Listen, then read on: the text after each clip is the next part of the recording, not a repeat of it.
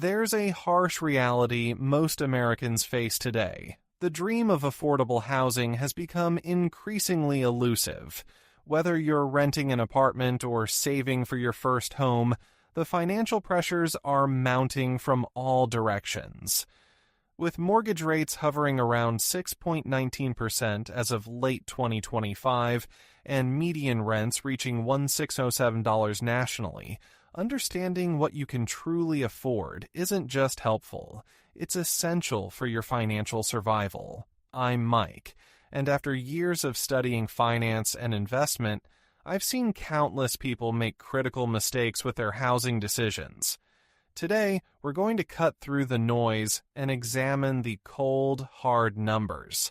We'll look at 3 distinct income levels, someone earning $50,000 annually, another making $90,000, and a third bringing in $175,000, and explore what housing options are realistically within reach for each. More importantly, we'll discuss the financial frameworks that have guided smart money decisions for decades and why some of these rules desperately need updating for today's economic reality. The stakes couldn't be higher. Make the wrong housing decision, and you'll find yourself house rich but cash poor, unable to save for retirement, build an emergency fund, or even enjoy life's simple pleasures. Get it right, and you'll position yourself for long-term financial security and peace of mind. Let's start with the foundation. Renting. Can you afford where you live? For millions of Americans, particularly younger workers and those in expensive coastal cities, renting isn't a stepping stone. It's their reality for the foreseeable future. The traditional guideline states that your rent shouldn't exceed 30% of your gross monthly income. This benchmark emerged decades ago as a way to ensure renters had sufficient funds remaining for other necessities. Here's my advice. If you can stick to the 30% guideline, you're in an advantageous financial position. But if you're forced to exceed it, and many of you will be focused on minimizing other debts, pay down high-interest credit cards aggressively. Consider whether that new car purchase can wait. The less debt you carry beyond your housing payment, the more financial flexibility you'll maintain. One more critical point.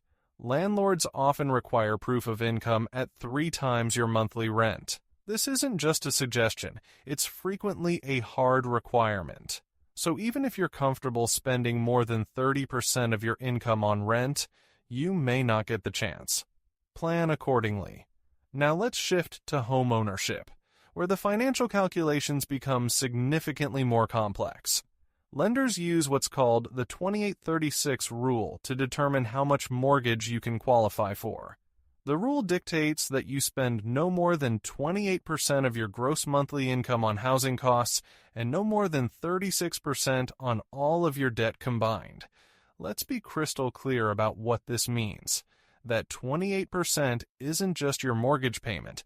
It encompasses what's known as PITI, principal, interest, taxes, and insurance. Depending on where you live, property taxes and insurance can add hundreds or even thousands of dollars to your monthly housing costs. Back to our 3 salary examples. At $50,000 annually, the 28% rule says you can afford $1,160 monthly for housing. At $90,000, that climbs to $2,100. And at $175,000, you're looking at $4,083 per month.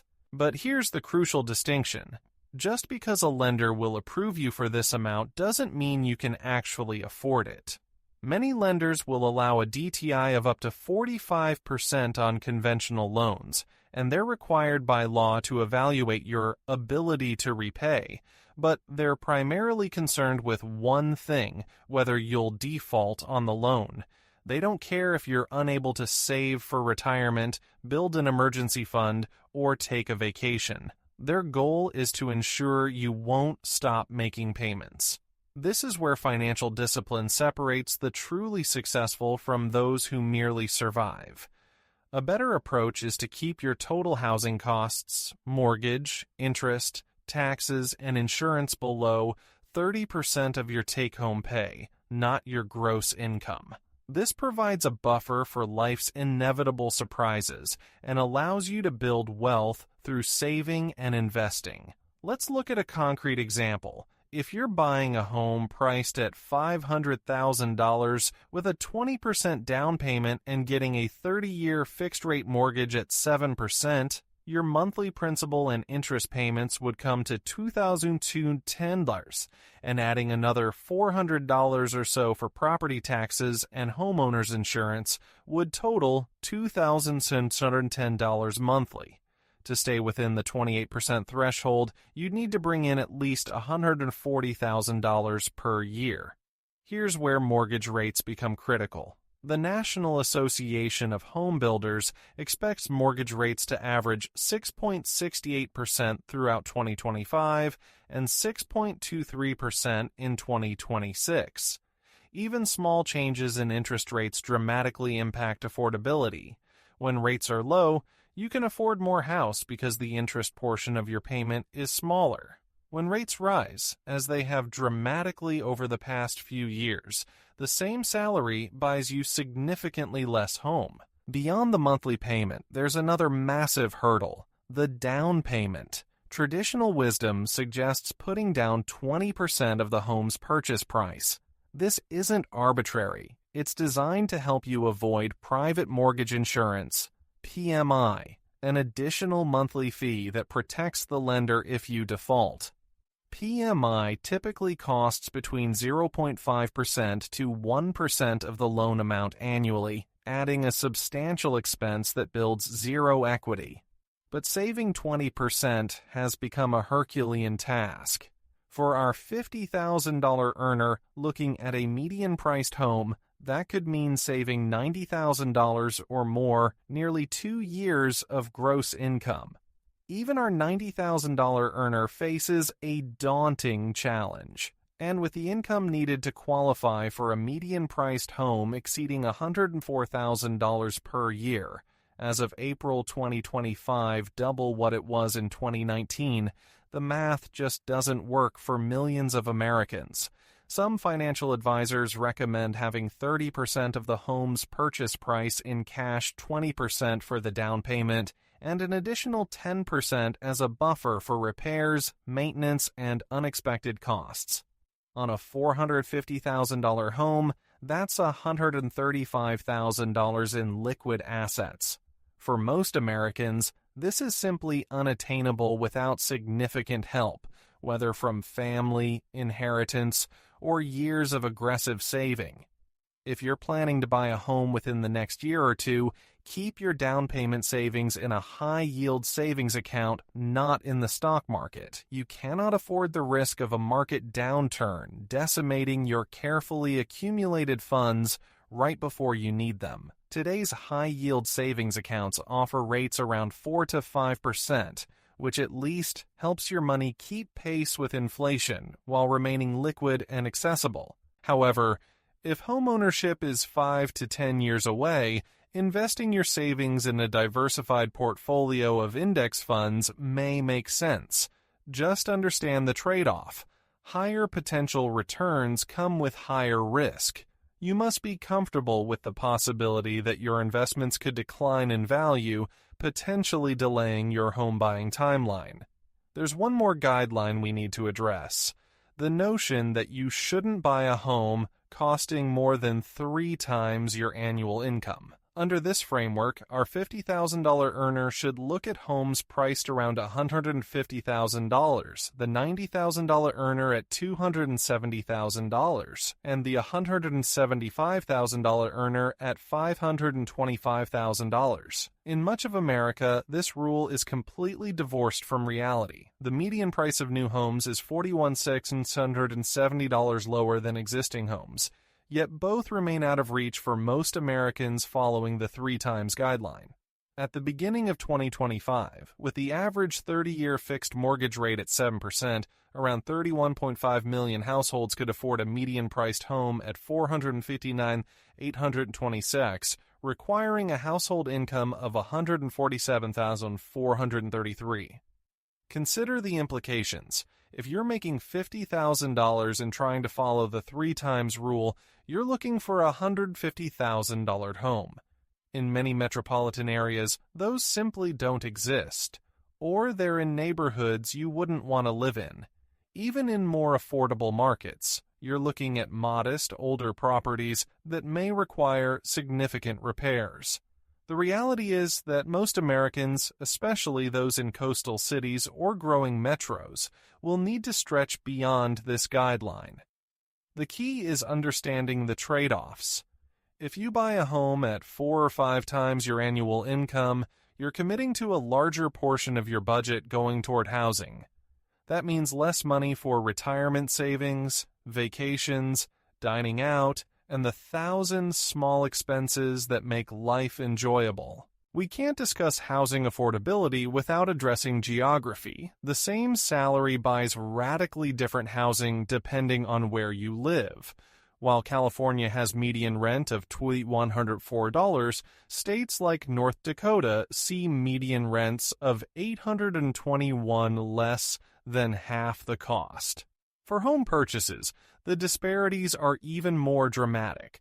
A $90,000 salary might comfortably afford a nice single-family home in Boise or Pittsburgh, while barely qualifying you for a small condo in San Francisco or New York City.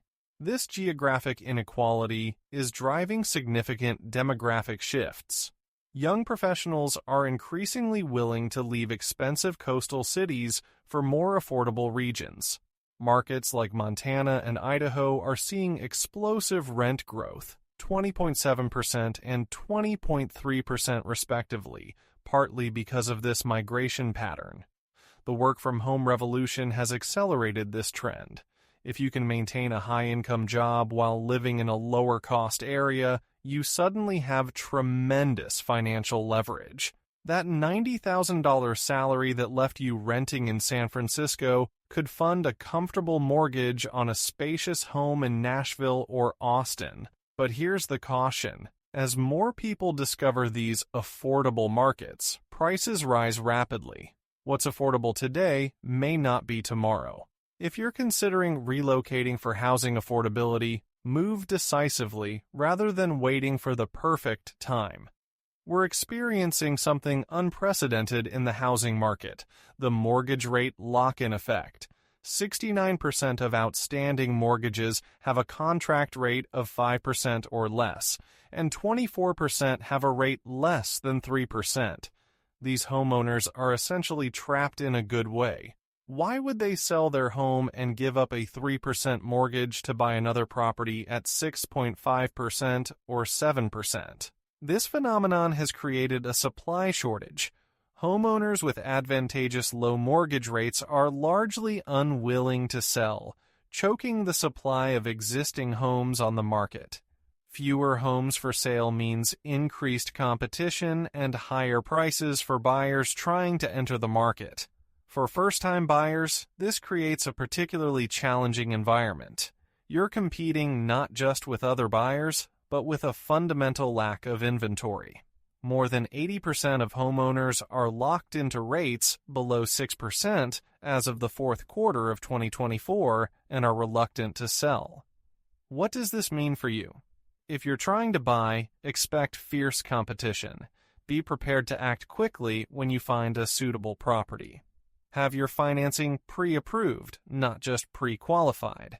Consider making your offer as clean as possible, minimal contingencies, flexible closing dates, whatever gives you an edge. Let's bring this down to actionable advice for our 3 salary levels. If you're earning $50,000, your primary focus should be on reducing debt and building savings. Every dollar you can pay off in high-interest credit card debt is a dollar that improves your debt-to-income ratio for future housing purchases. If you're renting, resist the temptation to upgrade to a nicer place. That extra $200 per month could become $2,400 annually toward a down payment fund. Consider a roommate situation to dramatically reduce your housing costs. Yes, it's less comfortable, but it could accelerate your path to homeownership by years. if you're earning $90,000. You're in the middle zone too much income for most first-time homebuyer assistance programs, but still finding affordability challenging in many markets. Your strategy should focus on maximizing your down payment while being realistic about location. You might need to compromise on either the size of the home or its proximity to work. Run the numbers carefully on different scenarios. Sometimes a slightly longer commute to a more affordable suburb makes financial sense when you calculate the monthly savings. If you're earning $175,000, you have the most options, but also the most risk of lifestyle inflation. Just because you can afford a $700,000 home doesn't mean you should buy one. Consider purchasing below your maximum affordability and using the difference to accelerate your mortgage payoff or invest more aggressively for retirement. You have the income to potentially purchase rental properties or make other investments. Don't sink everything into an expensive primary residence. Here's what often gets lost in housing discussions. Your home isn't your only financial priority. Yes, it's typically your largest expense, but it shouldn't consume your entire financial strategy. You need to be simultaneously building emergency savings at minimum 3 to 6 months of expenses. You should be contributing enough to retirement accounts to capture any employer match, and ideally 15-20% of your income. You need proper insurance coverage, health, disability, life insurance if you have dependents. If your housing costs are so high that you cannot do these things, you're sacrificing long-term security for immediate shelter. That's sometimes necessary, but it should be a conscious, temporary choice with a clear plan to improve your situation. Housing affordability isn't just about following rules. It's about making strategic decisions aligned with your long-term goals. If you found this breakdown helpful, make sure to subscribe for more financial strategies that can help you build lasting wealth, because this conversation doesn't end here. The housing affordability crisis is real, and it's not going away anytime soon. Wells Fargo expects 30-year fixed mortgage rates to average 6.23% in 2026 and 6.3% in 2027, suggesting this higher-for-longer environment is our new reality. So what do you do? First, be brutally honest about your financial situation. Calculate your actual take-home pay, list all your debts, and look at your spending patterns. Many people are shocked when they see the real numbers in black and white. Second, recognize that the old rules, 28-36, 3 times your income, 30% on housing, were designed for a different economic era. They're still useful guidelines, but they're not gospel. You may need to adapt them to your reality while understanding the trade-offs you're making. Third, focus on what you can control. You can't control mortgage rates or home prices, but you can control your debt levels, your savings rate, and your career development. Every skill you learn that increases your earning potential makes housing more affordable. Finally, remember that perfect is the enemy of good.